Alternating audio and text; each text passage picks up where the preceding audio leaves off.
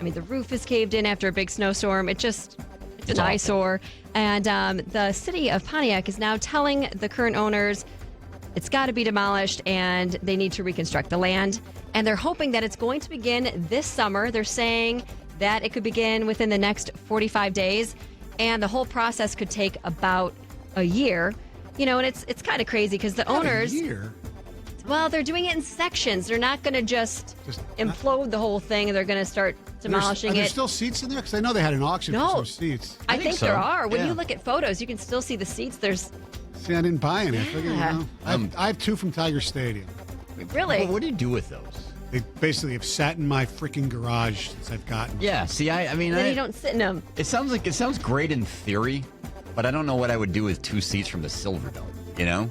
I don't either. But I think it's a great thing. You know, it is an eyesore. Great And for a hopefully, man's room. You sit in a Silverdome and watch the Lions game. Not that comfortable, I Oh. wouldn't think. and dirty now with the whole roof being off. You wouldn't want those seats now. Ugh. I don't know. But it should be good. They should turn that land into something else. I know the current owners actually had tried before to turn the Silverdome into something else, but nothing ever materialized, and it's just sat there. So that's kind of exciting. It's, it's about time. I Yeah. mean, but I'm with Stoney. Like, I guess there's a lot of things in the world I don't quite understand, you know?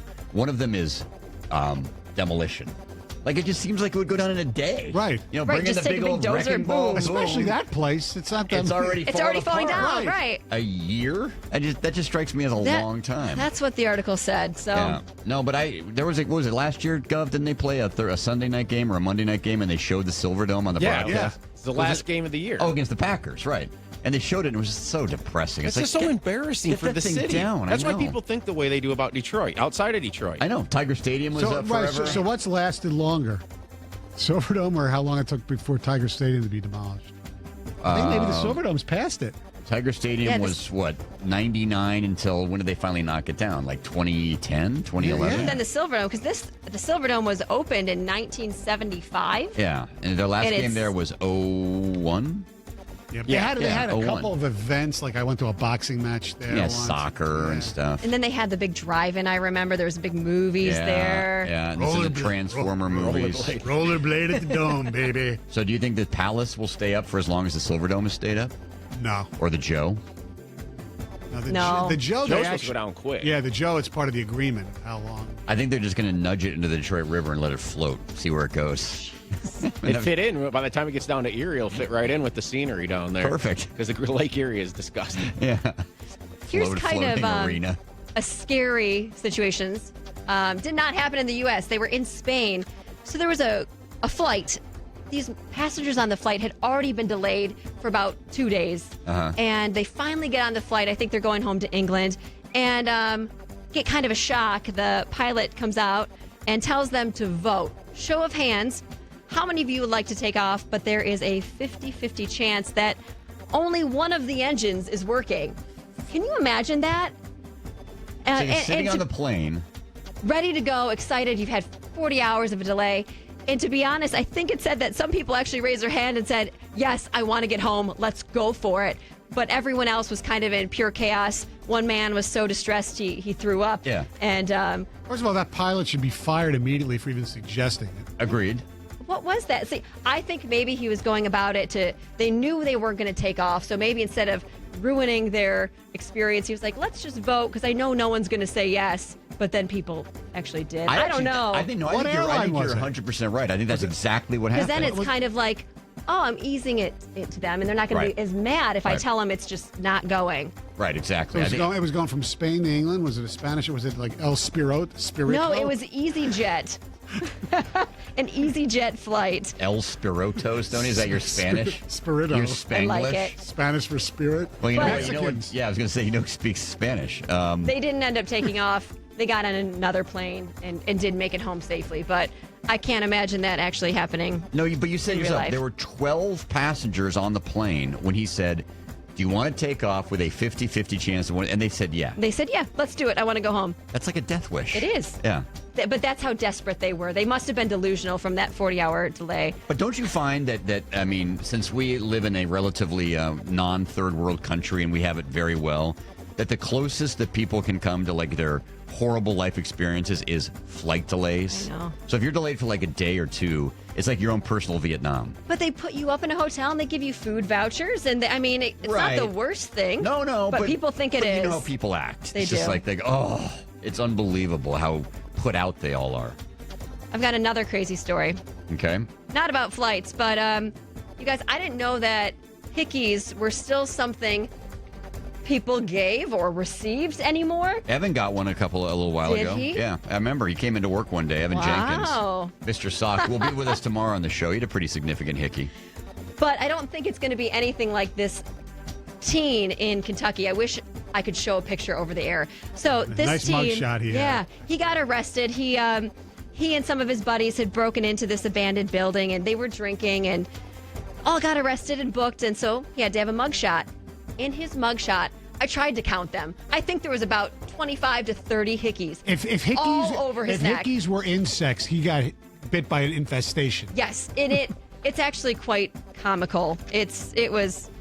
The title of the article was "New Hickey King has been crowned after Kentucky teen's arrest." Are we sure these are hickeys and not like bug bites? I mean, he's confirmed they're hickeys. Oh, he did. He confirmed Okay. that they were hickeys. Yes, but it didn't say in his citation how they were received, but they were hickeys. When was the last time you got a hickey?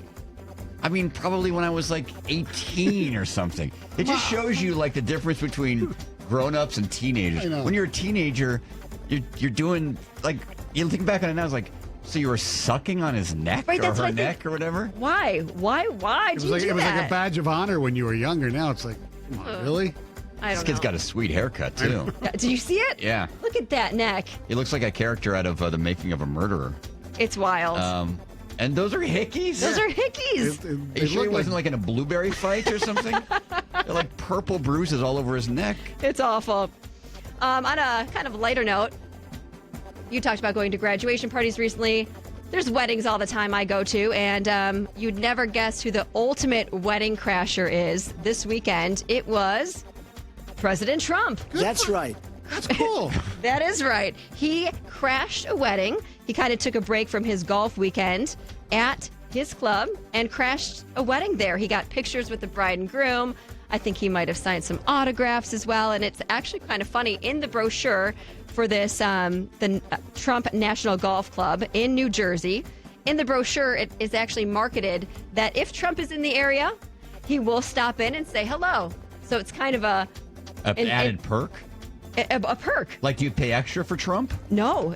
No. If he's there, he just kind of shows in and crashes the wedding. So if a I- wedding is happening on a Trump property, he's there. He promises to pop into the wedding, no Yeah. matter what. I don't Well, think promises, but I don't it's think a he promises, possibility. but it is in the brochure that it is a possibility I think that he that's- will likely stop I think in. that is awesome. I No do matter too. what you think of the guy, if you're at a wedding party, if you're getting married, and all of a sudden the president of the United States How pops in, awesome. how cool is that? I think it's amazing. Imagine your photos.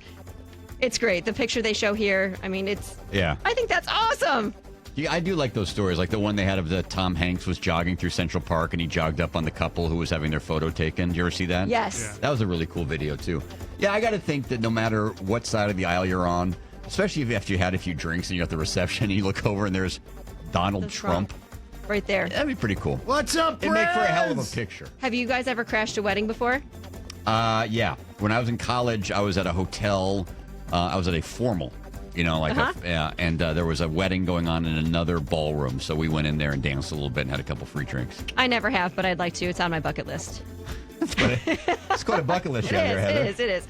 Let's see. Eiffel Tower, Win the Leaning lottery, Tower crash a pizza, wedding. and crash a wedding Crash party. a wedding party. Yeah. I've got another crazy story. A pair of Michael Jordan's game-worn shoes from the 1984 Olympics were just sold for $190,000. To Mr. Sock. Yeah, did you buy those, Mr. Sock, or not? Evan Jenkins is a noted Jordan collector. He collects a lot of Jordan stuff. Or at least he used to. Yeah, he didn't. To. Well, he if he bought these, he'd also get an autograph and the orthotics that were in the shoe. He'd take home wow. too. Wow. I wonder if those were Nike. I'm trying to remember like what he would have Pretty worn. crazy. Apparently, they were the last pair he wore as an amateur. Yeah. And now they're the most expensive shoes ever bought. And the second pair were Jordans? also Jordans. Oh, wow. Go figure, Those right? orthotics must have smelled really good. They must have. Well, I'm sure the smell's gone away Yeah. by now. All right, Heather, So thank you gross. very much. Coming up next, we'll talk Tigers. Some concerns about making